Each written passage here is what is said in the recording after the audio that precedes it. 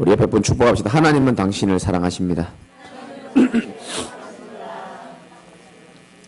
믿으시기 바랍니다. 하나님은 여러분을 특별히 사랑하고 계신다고 저는 확실히 믿습니다. 여러분들은 복음을 가진 하나님 자녀고 가정과 가문을 살리기 위하여 하나님이 특별히 먼저 부르신 자입니다. 그리고 지역과 세계 복음화하기 위하여 저와 여러분들을 부르신 것이 확실하고 이 복음에 원래 완전히 올인하기로 결단한 제자들이기 때문에 하나님의 모든 관심과 하나님의 모든 시선이 여러분들에게 집중되고 있다고 믿으시기 바랍니다. 우리를 통해서 지역 복음하실 것을 믿으십니까? 모세가 대단해서 출애굽의 역사를 일으킨 게 아니고요. 대단하신 하나님이 모세와 함께 하셨기 때문에 하나님이 출애굽의 역사를 일으킨 겁니다. 출애굽할 수 있는 비밀을 가지고 있었기 때문에 하나님의 역사를 일으킨 거거든요. 그 비밀을 소유하고 임마누엘을 최고로 여기는 여러분들을 통하여 하나님은 올해도 새 일을 허락하실 줄 믿으시기 바랍니다. 사람이 교만하면 안 되지만 우리 제자교회 성도들은 복음 안에서 자부심은 가져도 됩니다. 여러분 속에 하나님이 계심을 믿으시기 바라고 여러분 속에 세상을 살릴 수 있는 유일한 답을 가지고 계시는 분들입니다. 그래서 복음에 자부심 가지셔도 됩니다. 지금 현장은 너무 어렵습니다. 우리나라뿐만 아니고 전 세계적으로 굉장히 하나님 떠나가지고 사단에 잡혀가지고 죄 가운데 빠져있고 멸망 가운데 빠져있고 왜 빠져있는지도 모르고 어떻게 빠져나오는지도 모른 채 개인은 영적 문제로 고통을 당하고 있습니다. 그리고 개인이 고통당하니까 당연히 가정이 어려움을 당할 수밖에 없고 가정이 무너지니까 제일 먼저 무너지는 게 후대들입니다. 그리고 그 후대들이 무너지면서 또 사회 문제를 일으키고 국가 문제를 일으키고 한마디로 말하면은 빛을 잃어서 이 땅이 이렇게 어려운 겁니다. 세상은 지금 어두운 가운데 딱 잡혀있다고 생각하시면 됩니다. 늘 말씀드리지만 세상이 어둡기 때문에 늘 사람들이 우울한 겁니다. 나 왜 이렇게 우울하지? 세상이 어두워서 그렇습니다. 세상을 붙잡고 있는 세상 임금이 우리를 멸망시켜야 되기 때문에 마음을 늘 우울하게 만드는 겁니다. 여러분들은 속지 마시기 바랍니다. 여러분들은 하나님의 자녀요. 반드시 여러분을 통하여 하나님이 지역복음을 일으키실 것이기 때문에 절대 흔들리지 마시고 빛 대신 그리스도가 내 안에 있으면 우리는 흔들릴 이유가 없는 겁니다. 세상이 어두우니까 늘 우울하고 늘 두렵고 캄캄하니까 두렵잖아요.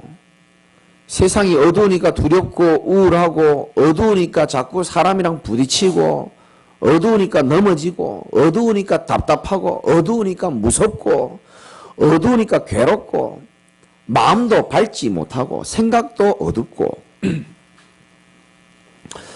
근데 그리스도의 빛이 이 땅에 비쳤는데 사람들이 깨닫느냐? 깨닫지는 못한다니까. 복음을 깨닫는다는 것은 굉장한 축복입니다. 사실은. 요한복음 1장 5절에 빛이 어둠에게 비쳤는데 어둠이 뭐하지 못하더라? 깨닫지를 못하는 거예요. 예수님께서 자주 사람들에게 말씀했습니다. 이 말씀을 네가 깨닫겠느냐? 이렇게 물어보는 겁니다. 은혜 받았다는 말은 말씀이 깨달아진다는 겁니다. 말씀이. 그 어두운 세상에 참빛은 하나밖에 없습니다. 여러분이 믿고 계신 예수 그리스도가 참빛입니다. 참빛만 어둠을 무너뜨릴 수 있는 겁니다. 가짜 빛도 많아요. 이것도 빛이잖아요. LED. 이건 참빛은 아니거든요. 호롱불도 있고 촛불도 있습니다. 그거는 참빛은 아니에요. 사람들은 참빛 아닌 걸로 가지고 지금 세상을 버티고 살아가는 겁니다. 촛불 켜놓고 촛불은 늘 바람 불면 꺼져요. 꺼질까봐 불안해하면서 사는 겁니다. 그걸로 버티고 있는 겁니다. 참빛을 전해주는 사람이 없기 때문에. 그러면 그 촛불은 뭐를 의미하느냐? 그리스도가 아닌 다른 걸로 버티고 있다는 겁니다. 그래서 사람들은 돈으로 버티고 사는 겁니다. 그래서 악착같이 돈 모으지 않습니까? 그래서 어떤 사람은 사람으로 또 버텨요. 내가 외로운데 사람들이 나를 사랑해주고 의지해주고 인정해주면 그 사람의 사랑으로 또 버텨나가기도 하고, 돈으로 버티기도 하고, 술로 버티는 사람도 있고, 명예로 버티는 사람도 있고, 인기로 버티는 사람도 있고, 또 뭐 고집이나 깡다구로 버티는 사람도 있어요. 열심으로 버티는 사람도 있고, 인격으로 버티는 사람도 있고. 이런 인생을 보고 예수님께서는 한마디 하셨잖아요. 한 말씀. 마태복음 11장 28절에 수고하고 무거운 짐진 자들아 다 내게로 와라. 내가 너희를 쉬게 하겠다 그랬습니다. 여러분, 참된 쉼은요, 오직 하나님 안에만 있는 겁니다. 사람들은 세상에서 그 쉼과 평안을 찾아보려고 하는데 없습니다.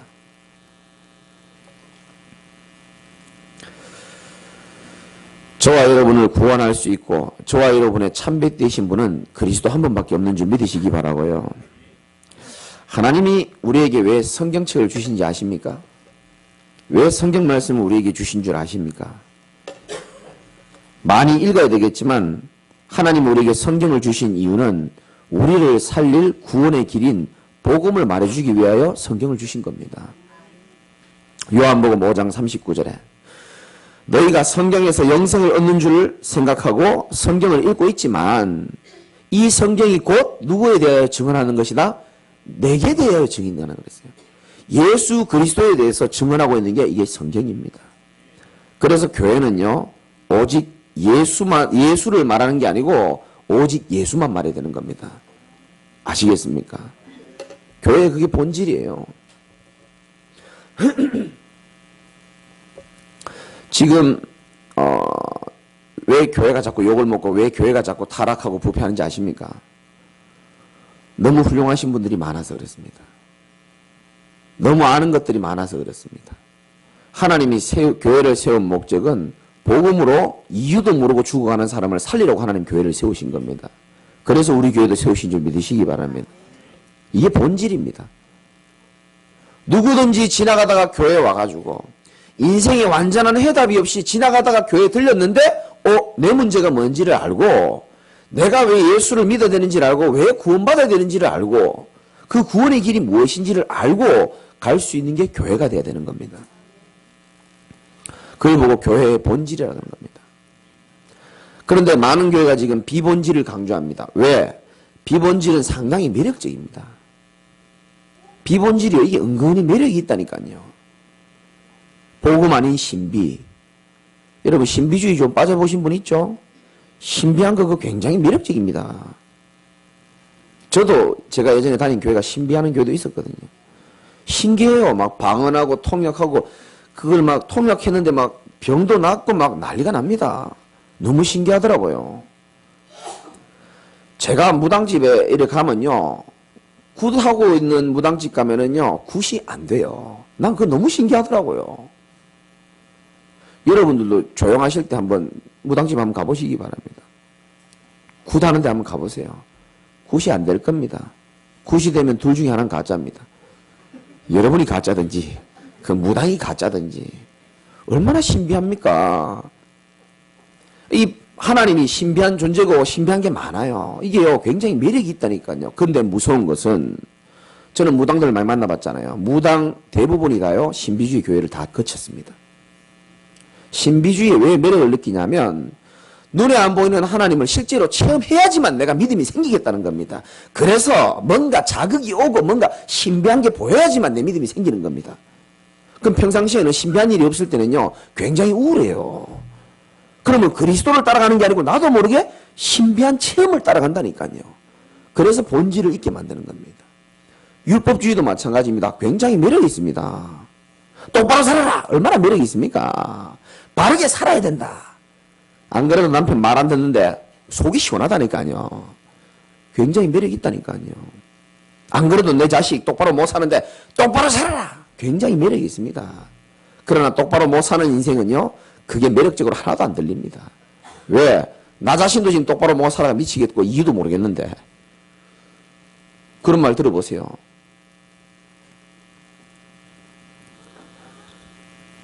각종 은사를 가지고요. 그게 복음의 본질인 것처럼 아닙니다. 은사를 하나님이 왜 주신지 아십니까? 교회를 세워나가는데 도움을 이제 주라고 하나님이 주신 거거든요. 방언도 하고 통역도 하고 뭐 능력도 베풀고 뭐 여러 가지 병 고치는 은사도 있고 많이 있습니다. 자칫 잘못하면 그게 굉장히 본질로 간다니까요. 제가 어제 중요한 분을 한번 만나가지고 우리 교인입니다. 이분이 과거에 이제 있었던 교회 이야기를 저한테 해주시더라고요. 같이 들으신 분 계시잖아요. 예전에 담임 목사님이 은사가 있으셨는데 그게 뭐냐면 예언하는 은사가 있었다는 거예요. 여러분 저도 예언하는 은사 있을까요 없을까요? 근데 이 목사님께서 설교를 하시면서 뭐라 그러시냐, 또 개인적으로 만나면 뭐라 그러시느냐, 자네 7월 달쯤에 사업이 대박 터질 거야, 뭐 이런 식으로 하신다는 거예요. 저도 한번 해볼까요? 여러분 2월 말쯤에 시집 갈 거다, 뭐 이런 식으로. 뭔가 여러분 좋다니까요. 뭐 좀 될 것 같고. 그랬는데요, 이분 이제 가족이랑 같이 예배 드리는데 대박이 나야 되는데 대박이 안 난 겁니다. 그럼 목사님은 권위는 떨어질 거 아닙니까? 그런데 다른 사람 대박 나는 사람도 있거든요. 근데 우리 집은 대박 안 나니까 어떻게 되겠습니까? 부끄러운 겁니다. 왜 우리 집만 대박이 안 날까? 예수님하고 아무 상관없어요. 참 안타깝죠. 제가 운동하는 목사님 중에 한 분은 부목사님인데 제가 전에 말씀드렸잖아요. 참 별 교회 다 있습니다. 집단으로 입신을 시키는데 임신 말고 입신을 시키는데 여러분 눈이 동그래지니까 잘못 들으신 것 같아서 다 세워놓고요. 목사가 여러 가다가요. 손만 대면요. 다 넘어지는 겁니다. 우리도 끝나고 한번 해볼까요? 한 명도 안 넘어질걸요. 그래가지고 교인들이 쫙 서 있어요. 그럼 부교육자들은 뭐 하냐면 뒤에서 그걸 받쳐야 되는 겁니다. 왜냐면 다칠 수 있으니까. 그분 표현입니다. 뚱뚱한 사람들 제일 힘들다는 거예요. 뒤로 넘어지면 그거 받아야 되는데 또 아줌마들 또 이거 남자들이 또 받기가 애매하잖아요. 그리고 다 넘어지고요. 안 넘어지면 안 돼. 마지막으로 누가 넘어지냐? 교육자들 마지막으로 왜 한다는 거예요. 자기는 안 넘어지더래요. 그래 안 넘어졌더니요. 교육자실에서 되게 뭐라 하고요. 교육자 생활 막 굉장히 힘들어지고요. 뭐 하는 건지 모르겠습니다, 진짜. 물론 능력도 필요하고 우리에게는 신비한 체험도 다 필요합니다. 근데요, 그 성경의 본질은 아니거든요. 사람이 누구든지 상처를 가지고 아픔을 가지고 교회 온단 말이죠. 그리고 말은 안 하지만 개인의 목적도 있습니다. 내가 예수를 믿어서 이러이러한 응답도 받으면 좋겠다라는 마음이 다 있어요. 자칫 잘못하면 거기에 딱 우리가 휩쓸려 가는 겁니다. 부자 되게 만들어주고 병 고쳐주고 얼마나 좋습니까? 그렇게 해서 고쳐지는 게 아니고요. 복음 뿌리 내리다가 하나님이 역사하셔야 고쳐지는 겁니다. 그래가지고 막 목사가 막 이래가지고 막 치유가 일어나고 하면 어떻게 됩니까? 목사님은 굉장히 능력 있는 분으로 올라가는 겁니다. 와, 우리 목사님이라면서요. 아, 우리 뭐 대단하다면서 소문도 나고요. 그리스도가 대단해야 되는데 그걸 안 고쳐지면 어떡합니까? 그럼 하나님 안 믿는 겁니다. 이게 복음의 본질이 아니에요. 그래서 성경은 요한복음 20장 30절 31절을 잘 보셔야 되는 겁니다. 거기에 하나님이 성경을 주신 기록한 목적이 잘 나와 있어요. 한번 읽어볼까요? 몇 장만 뒤로 넘기면 보입니다.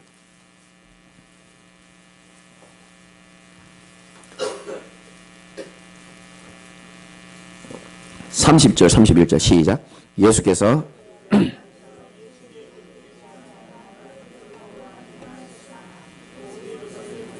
너희로 예수께서 하나님의 아들 그리스도이심을 믿게 하려 하며 또 너희로 믿고 그 이름을 힘입어 생명을 얻게 하려 함이라. 아멘. 30절 위에 보면 뭐 글자 써있죠? 이 책을 기록한 목적이라고 적혀 있을 겁니다.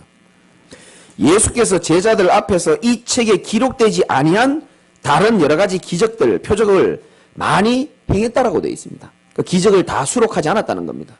왜? 기적 자체가 중요한 건 아니기 때문에 그런 겁니다. 우리는 기적을 중요하게 생각합니다. 근데 예수님은 그렇게 생각하지 않아요. 31절에 20장 31절에 오직 이것을 기록함은 너희로 예수께서 하나님의 아들 그리스도이심을 믿게 하려 함이라는 겁니다. 예수가 누구냐? 그리스도라는 사실을 믿게 해주고 싶은 겁니다.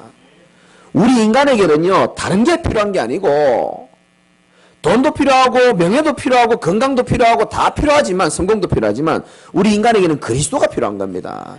근데 그 예수가 바로 그리스도라는 겁니다. 왜 우리가 그리스도가 필요합니까? 그리스도가 아니면 안 되는 문제 가운데 모든 인생이 빠져 있지 않습니까? 죄 문제, 사탄의 문제, 하나님 떠난 문제. 이 세 가지 문제를 해결할 수 있는 사람은 없습니다, 이 땅에. 이 세 가지 문제 때문에 모든 문제가 다 튀어나오는 겁니다. 아시겠죠? 이 근본 문제를요, 사람이 해결할 수 없기 때문에 하나님이 그리스도를 보내겠다고 약속하셨는데, 그분이 누구냐가 중요한데, 예수께서 하나님의 아들 그리스도이심을 믿게 하려 함이요. 이렇게 되어 있습니다. 예수를 그리스도로 믿으시기 바랍니다.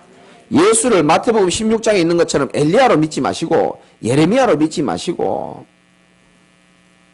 선지자 중에 하나로 믿지 마시고 그리스도로 믿어야 되겠죠. 또 너희로 믿고 그 이름을 힘입어 뭘 얻는다고요? 생명을 얻는 겁니다. 예수 그리스도 그 이름으로 인하여 우리가 죽었던 생명이 살아나게 돼 있는 겁니다. 죽었던 영혼이 살아나는 거예요.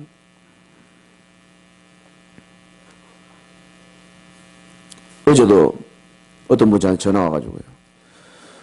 목사님, 요즘 좀 영적으로 좀 살아난다. 우리 교인들이 요즘 영적으로 많이 살아나고 있어요. 근데 너무 감사한 것은 이제 제가 술을 안 먹고 잠을 잘 수 있다는 거예요. 부끄러워 안 하셔도 됩니다. 대부분 다 왕년에 다 술꾼들이었기 때문에 괜찮습니다. 예. 참 마음에 들어 죽겠어요. 뭔 얘기 하려다가 나 술꾼.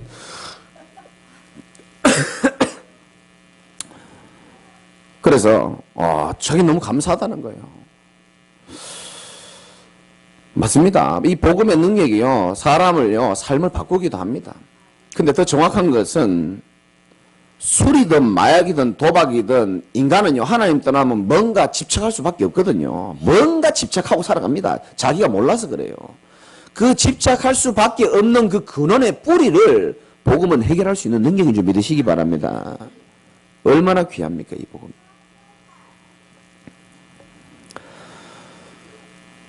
그래서 저와 여러분들은 자부심 가지고 원래 살아가시기 바라고, 정말 한 번은 복음에 올인해 보시기 바랍니다. 그게 해답입니다. 오늘 요한복음 16장 33절에 보니까 일부러 묵상 잘 하시라고 한 절만 했습니다. 이것을 너희에게 이르는 것은 너희로 내 안에서 평안을 누리게 하려 함이라. 세상에서는 너희가 환난을 당하나 담대하라. 내가 세상을 이겼노라. 십자가에 못 박히러 가시기 전에 마지막 설교, 마지막 멘트입니다. 마지막 말씀이에요. 중요하겠죠. 두 가지 짧게 말씀드리겠습니다. 첫 번째는 내 안에서 평안을 누리게 하려 함이라. 내 안에서, 예수 그리스도 안에서만 평안이 있고 평안을 누릴 수 있다는 겁니다. 그게 첫 번째입니다. 여러분 착각하시면 안 됩니다. 복음 밖에, 그리스도 밖에 평안 없습니다. 정말 없습니다. 세상은 이 평안함을 찾아보려고요, 여러 가지를 사람들은 찾아갑니다. 마음 편안하기 위해서 마음 수련도 찾아가고, 저 절에 가면 템플스테이라고 있어요. 스님들이 하루를 사는 삶을 따라하는 것도 있습니다. 뇌호흡도 있고요. 요즘에 전 세계적으로 마음이 불편하니까, 마음이 괴로우니까 이 마음 좀 어떻게 잡아보려고 많은 사람들이 많은 것을 찾아갑니다. 마귀는 절대로 평안함을 줄 수가 없어요. 그래서 우리에게 뭘 갖다 주느냐? 평안 대신 편안함을 줍니다. 편안함. 집에 누워 자, 편안하게. 뭔다고 아침에 이렇게 교회를 가냐? 적당히 가라. 편안하게 살아야지. 주일에 잠을 푹 자면요, 몸은 조금 편안해질지 모릅니다만 영혼은 평안하지 않습니다. 잠을 조금 못 자도 하나님의 은혜 받으면 피곤한 자에게 하나님은 능력을 베풀어 주시는 우리 하나님이십니다. 아이, 아마 편하게 살지. 안 그래도 복잡한 인생. 사람들은 그렇게 얘기하죠. 그리스도 예수 안에만 평안이 있는 겁니다. 내 안에서 평안을 누리게 하려 함이라 그랬습니다. 그리스도 안에서만. 아무리 비싼 침대에 잠을 자도 잠이 안 오면 평안하지 않는 겁니다. 아무리 내가 성공하고 명예가 있어도 내 마음이 평안함이 없으면 그 사람은 언젠가는 갈급함 때문에 힘들어하게 되어 있습니다. 우리에게는 복음이 있기 때문에 하나님이 주신 평안함이 우리 안에 있는 줄 믿으시기 바랍니다. 요한복음 14장 27절에 평안을 너희에게 끼치노니 곧 나의 평안을 너희에게 주노라. 내가 너희에게 주는 것은 세상이 주는 것과 같지 아니하리라. 너희는 마음에 근심하지도 말고 두려워하지도 말아라. 이렇게 했습니다. 어디에 평안이 있는지 아십니까? 시편 122편 7절에 보면 내 성 안에는 평안이 있고 이렇게 말했습니다. 이게 지금 성전에 올라가는 다윗의 노래인데 내 성 안에는 이 성이 뭐냐면 성전을 말하는 겁니다. 여러분 이 성전 안에 하나님의 평안이 있는 줄 믿으시기 바랍니다. 성전 안에 평안함이 있고 이 성전에서 복음의 말씀을 듣는 자, 읽는 자 하나님이 치유의 은혜를 주실 줄 믿으시기 바랍니다. 치유받고 싶다. 예배에 올인하시기 바랍니다. 성전에서 하나님이 복음이 선포되어질 때 치유가 일어나게 되어 있습니다. 잠언 1장 33절에 오직 내 말을 듣는 자는 평안히 살며 하나님 말씀 잘 들으시기 바랍니다. 오직 내 말을 듣는 자는 평안히 살 수 있다고 그랬습니다. 재앙의 두려움이 없이 안전하리라. 바울이 말했잖아요. 내가 왜 매주마다 똑같은 말을 너희로 설교하는지 아냐? 이 복음만 말하는지 아냐? 나는 별로 수고롭지 않고 너희는 안전하기 때문에 그렇다 그랬습니다. 복음이 안전하고 복음 들을 때 안전한 겁니다.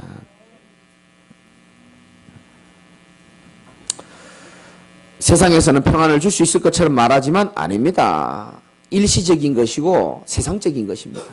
우리를 채울 수가 없어요. 분명히 말하고 있습니다. 내 안에서 평안을 누리게 하려 함이라.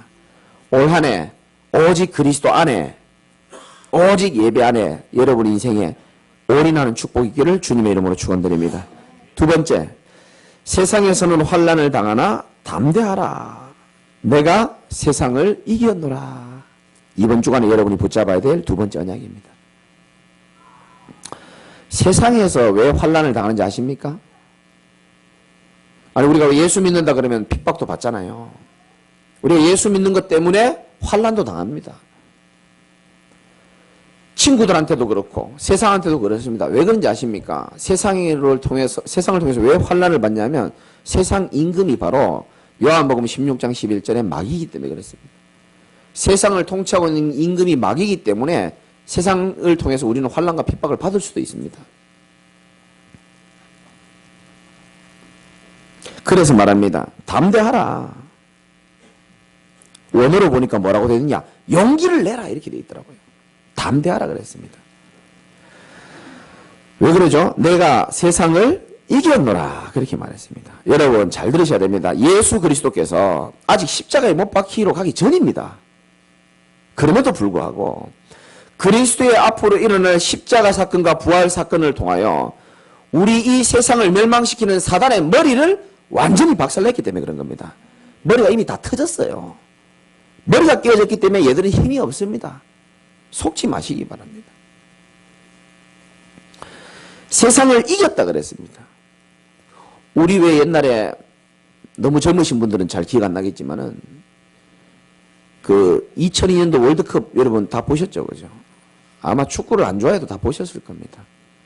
저는 축구를 참 좋아하는 사람으로서 내 인생에 참 가장 기억에 남는 그 경기들이 있기 때문에 참 지금도 생각하면요 마음이 막 울컥하고요. 왜 이런지 모르겠어요. 너무 극적으로요 이 강팀을 만나서 이겼는데 그 이기기 전까지 얼마나 막 심장을 막 쫄깃쫄깃하게 만드는지는 모르겠어요. 그냥 아주 그냥 제가 뭐 광이지 않습니까? 저는 축구를 보면 환장하기 때문에 남들이랑 절대 같이 안 봅니다. 정신병자로 볼까 싶어서. 그날도 혼자 봤어요. 월드컵을 저는 사람이랑 안 봐요. 무조건 앞으로도 여러분이랑 안 볼 겁니다. 영원히. 나는 무조건 혼자 봐야 돼. 왜? 내 영적 문제를 보여주고 싶지 않기 때문에 그렇습니다. 우리나라가 16강에 올라가는데요. 막 내가 울었지 않습니까?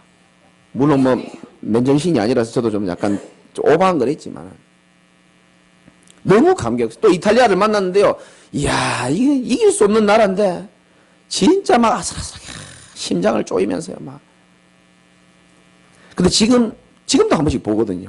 근데 지금도 좀 눈물이 나요. 그래 봐, 이렇게 이겼지. 그때는 불안하게 봤는데 지금은 불안합니까, 안 불안합니까?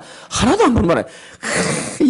이탈리아 감독이 유리창을 주먹으로 때리고 그래 이랬었지 이러면서 웃으면서 보잖아요. 여러분 잘 들으시기 바랍니다. 저와 여러분들 분명한 사실은 하나님 자녀가 됐기 때문에 천국이 예비되어 있고요. 우리는 지금 하나님 나라로 가는 축복의 여정 속에 있는 겁니다.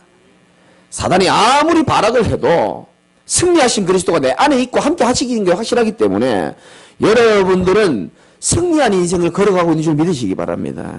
이미 이겼습니다. 우리는. 이미 승리한 싸움을 가는 겁니다. 마치 재방송을 보듯이 우리 인생을 여러분 살아가시면 되는 겁니다. 그래, 이런 일도 있을 수 있지.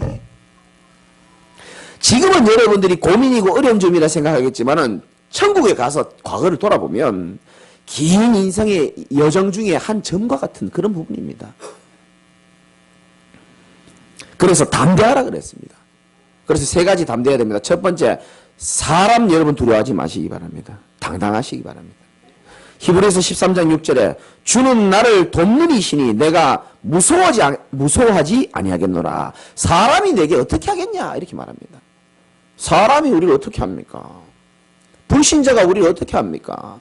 주는 나를 돕고 계시는 분이라 그랬습니다. 그리고 환경도 두려워하지 마세요. 사단은 자꾸 눈에 보이는 현실이 전부 다라고 속입니다. 우리를. 천만의 말씀입니다. 속지 마세요.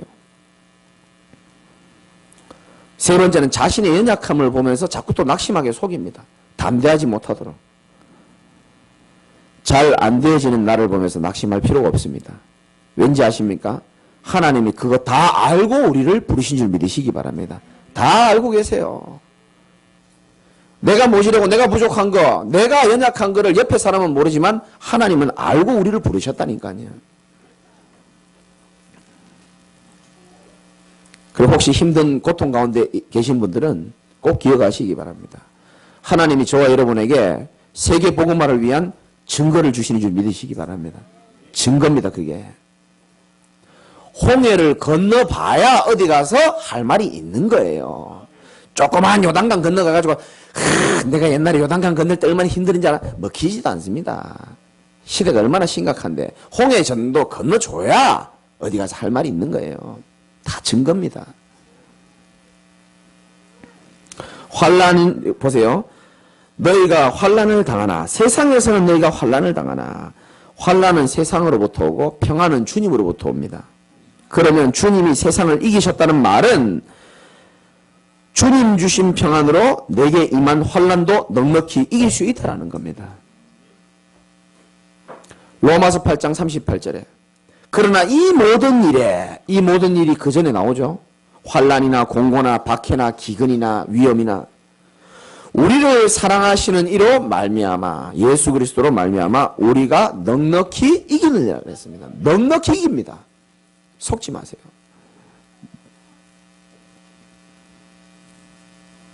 제가 이제 카카오 스토리에다가 제가 이제 3년 됐잖아요. 제가 작은 일기를 하나 썼습니다. 모질은 제가 준비도 안 된 내가 목회를 하면서 여러분에게는 표현하지 못했지만 많은 위기와 어려움이 있었습니다. 사실. 그때마다 하나님이 저를 붙들어 주시고 그때마다 하나님이 새 힘을 불어넣어 주셔가지고 이 3주년 되는 시간표를 다 누리면서 우리 전사님도 다 들어오시고 그에 맞춰서 또 여러분들도 이제 애먹이던 분들도 이제 조금 깨닫고 좀 똑바로 서고 계시고 이게 내가 너무 감사한 거예요. 그래서 하나님 앞에 막 눈물이 나는 겁니다. 그러면서요 무서운 생각이 들더라고요. 야 그래 내가 중간에 이 일 때문에 저 일 때문에 속았더라면 어떻게 할 뻔했나 이런 생각이 막 확 무섭게 드는 겁니다. 그러면서 저는 깨달음으로 간직했습니다. 그래 속지만 않으면 하나님의 영광을 볼 수 있겠구나. 정말입니다. 복음에 올인하시기 바라고 원래 가장 큰 응답이 있을 줄 믿으시길 바랍니다. 하나님은 여러분들을 향하여 아까 기도하셨잖아요. 이미 복음으로 여러분을 살리려고 올인하셨지만 앞으로도 여러분에게 올인하려고 다 준비하고 계십니다. 정말입니다. 말씀의 결론입니다. 우리가 억지로 강해지려고 하고 담대하려고 하면 오래 못 갑니다. 인정하십니까? 오래 못 가요. 내가 좀 담대해야 되겠다. 내가 속지 않아야 되겠다. 오래 못 갑니다. 그럼 어떻게 해야 되느냐? 하나님이 약속하시는 말씀을 여러분들이 굳게 붙잡으셔야 되는 겁니다. 굳게 붙잡아야 돼요. 제가 좀 쉽게 설교하는 스타일인데요. 우리 옛날에 진주하고 청년들하고 우리 장 집사님하고 아마 제가 기억을 하고 있는데 필리핀에 가서 어떤 미션홈에 이제 우리가 방문할 기회가 있었습니다. 맞죠? 같이 갔죠. 예. 그 집에 갔는데 보니까 막 원숭이도 있고 개도 있고 막 여러 가지가 있는 겁니다. 근데 실컷 놀다가 나가려고 보니까 입구에 개가 무서운 게 하나 탁 인상 쓰고 탁 있는 겁니다. 우리 아름다우신 자매님들이 무서워가지고 나가지를 못하는 거예요. 저는 내색 안 했지만 저도 개를 싫어하고 무서워하거든요. 근데 제가 무서워할 수는 없잖아요. 그래서 괜찮은 것처럼 이렇게 있었죠. 근데 속으로는 무서운 겁니다. 개 안 좋아하거든요. 큰 개들. 인상도 더러워요. 그 개를. 근데 참 재밌는 것은 뭐라 그랬냐면 그 주인이 하시는 말씀이 목사님 걱정하지 마세요. 저 개는 한국 사람은 절대 물지 않는다는 거예요.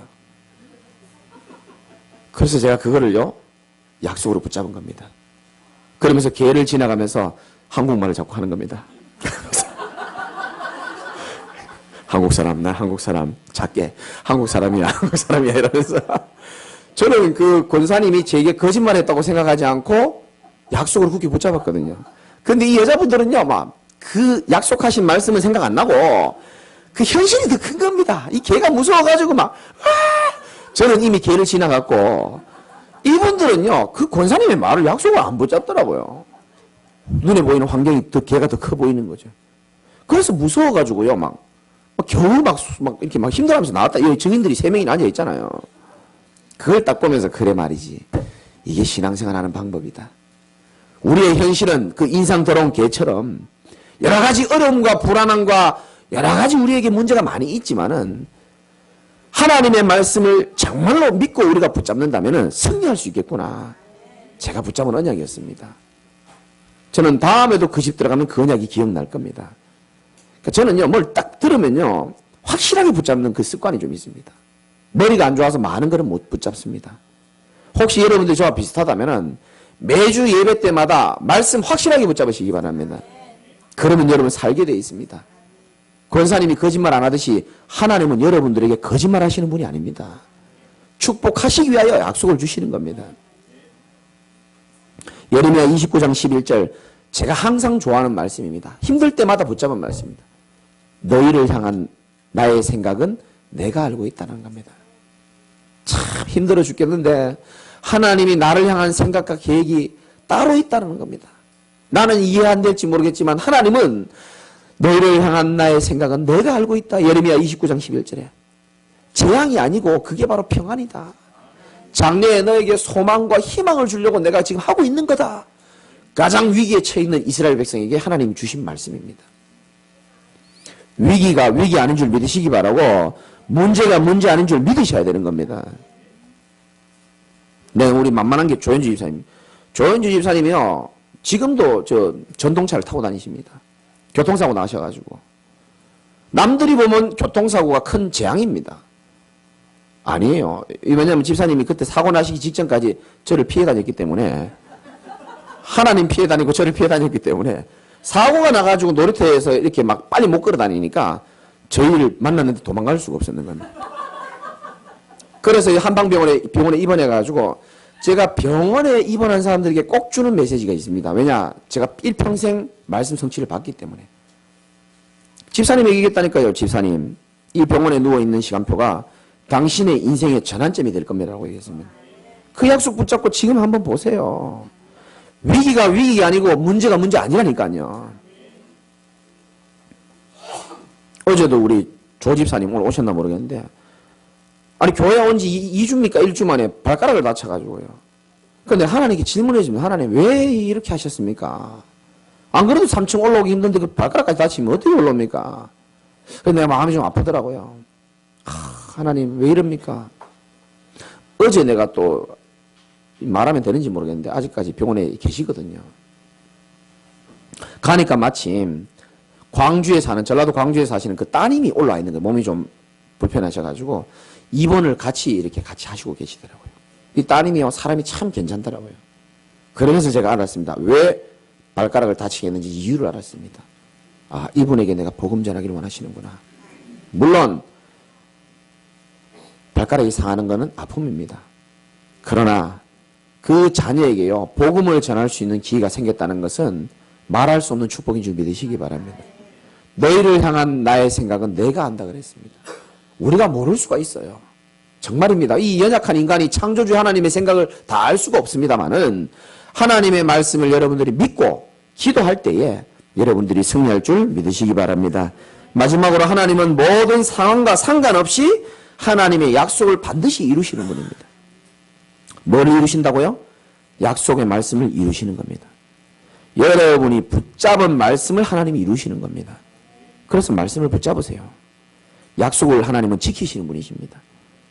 그래서 교회 다니면서 응답 없는 사람 특징, 하나님의 말씀이 아무리 선포되어도 약속으로 붙잡지 않습니다. 그래서 응답이 없는 겁니다. 응답이 끊이지 않고 오는 사람의 특징, 하나님의 약속을 말씀을 붙잡고 지나가는 겁니다. 아시겠죠? 그죠? 속지 마세요. 현실과 두려움 따라 우리 인생이 되어지는 게 아니고요. 나의 연약함과 어떤 현실의 어려움과 내 염려하는 대로 인생이 가는 것처럼 보입니까? 천만의 말씀입니다. 창세기 28장 15절이 근거입니다. 내가 너와 함께 있어. 네가 어디로 가든지 너를 지키며 너를 이 땅으로 돌아오게 할 것이고 내가 네게 허락한 것을 다 이루기까지 너를 떠나지 않게 할다 그랬습니다. 우리 인생의 기준, 우리의 생명이 다하는 기준, 하나님의 약속이 다 이루어져야 되는 겁니다. 아브라함이 부족하고 모자라고 모세가 부족하고 모래질했지만은 하나님이 주신 말씀대로 인생이 다 되어진 겁니다. 염려하는 대로 인생 안 되니까 걱정하지 마시고 하나님이 약속하신 대로 인생이 이루어질 줄 믿으시기 바랍니다. 담대하시기 바랍니다. 담대해도 될 이유를 우리는 가지고 있는 사람입니다. 내가 세상을 이미 이겼다 그랬습니다. 승리한 신부님을 믿고 승리하시기를 주님의 이름으로 축원드립니다. 같이 한번 기도합시다.